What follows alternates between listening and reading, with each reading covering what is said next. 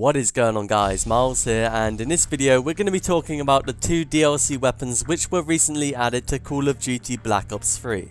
These weapons were added on Tuesday, so I'm quite late to this, but I'm not too bothered because I want to talk more about how these weapons were added into the game rather than the weapons themselves. So just to give a bit of background information, Operation Heatwave started on Tuesday for Black Ops 3, which is a new event in the game, and with it came two DLC weapons.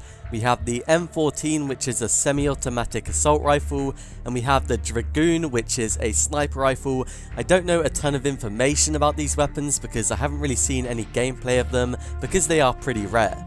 But Black Ops 3 has one of the worst DLC weapons systems in Call of Duty in my opinion.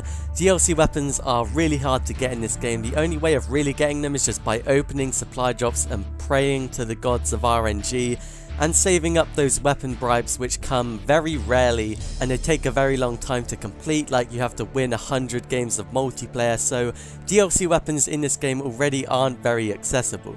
So you would think 2.5 years into the game they might be making the DLC weapons a little bit easier to get. But one other thing I need to talk about is the previous events in Black Ops 3. Now, some of these tend to have limited edition weapon camos which you can only get in supply drops. For example, the Bloody Valentine camo or the Into the Void camo. Now, I'm not too bothered about this because they're only weapon camos, so I don't really care if I get them or not. Some of them look pretty mediocre, but they've taken it a step further with this brand new event.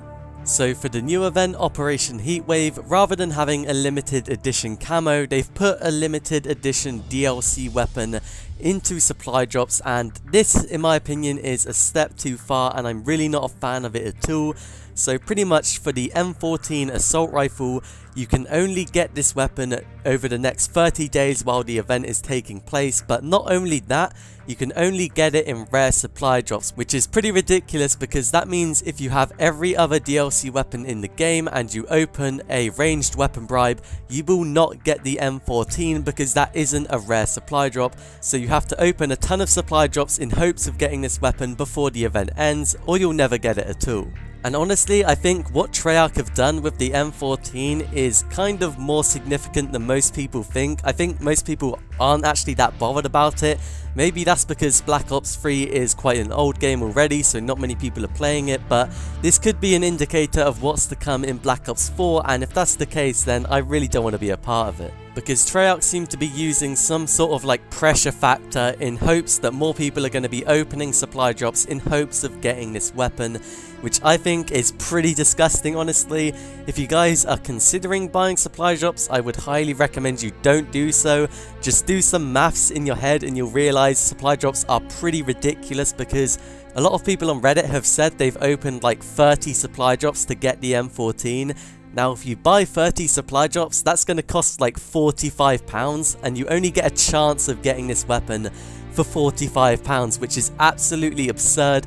The game itself doesn't cost that much, the season pass doesn't cost that much, so that is why you shouldn't buy supply drops in hopes of getting DLC weapons, because it's just ridiculously expensive.